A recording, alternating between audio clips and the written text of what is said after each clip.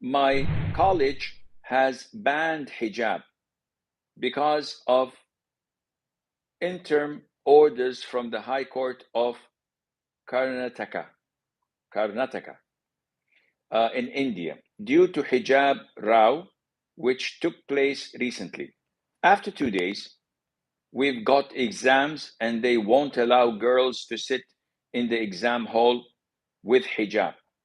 Girls who go to a co-education schools and colleges are facing this problem of hijab because if they study in all girls institutions, it wouldn't be a problem to sit in schools and colleges without the hijab. Kindly advise. I think we've talked about this before, and hijab is mandated by Allah. You don't need a high court to permit you to wear it or not. But as a Muslimah, you have to comply with Allah's orders. So if Allah tells you to pray and the High Court says you don't pray, who will you follow? If Allah mandates that you wear the hijab and cover yourself, and the High Courts say, no, you can't do that, you have to take your hijab off, who will you obey? This is the crossroad. This is the fork of the road where you have to decide and choose whether you want to go to Jannah, which means that you have to follow Allah's commands and orders, or you'd rather take your chances and go for dunya, disobeying Allah Azza wa Jal. And it is actually a no-brainer. But unfortunately, people are so distant from Sharia, from the Quran, from the Sunnah.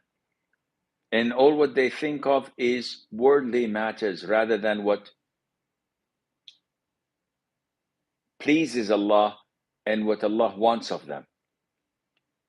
In some European countries, I see that Muslims who send their children to public schools, in the Scandinavian countries, Sweden, Norway, Denmark, whatever. If they force your children to take off their clothes,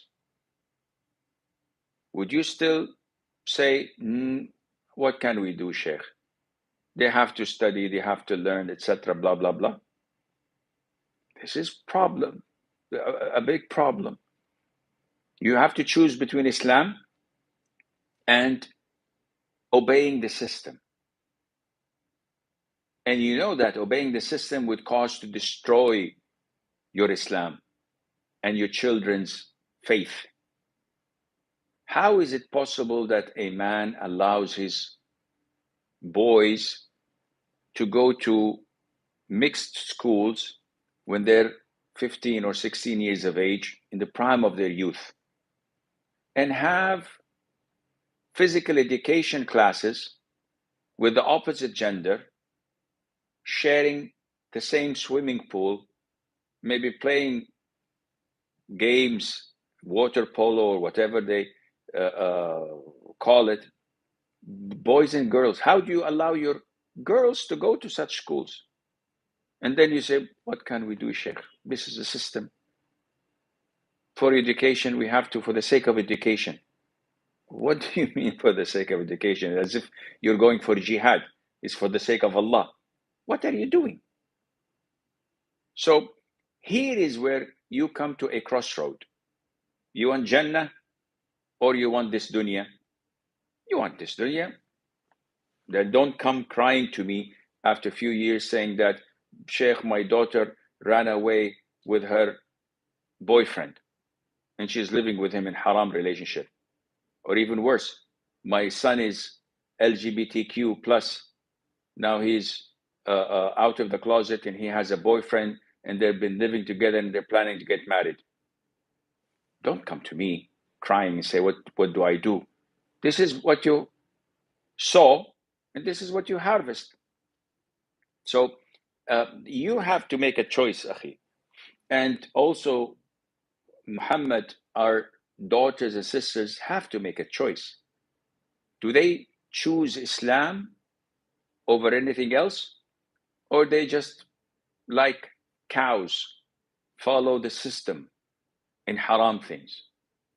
This is a very critical point they have to decide. What if they take their hijab and take their exams? Next year, they say, well, you have to wear short sleeves and expose your neck and some of your cleavage, or maybe come in a bikini. You never know. Will it ever end? The humiliation, the oppression of Muslims? You never know where it will end. We've seen in these Scandinavian countries and some European countries where they're abducting, the authorities are taking the children away from their families, especially Muslim families. And they allege that they're mistreating their own children, as if these disbelievers, these kafirs, take care of our children more than us.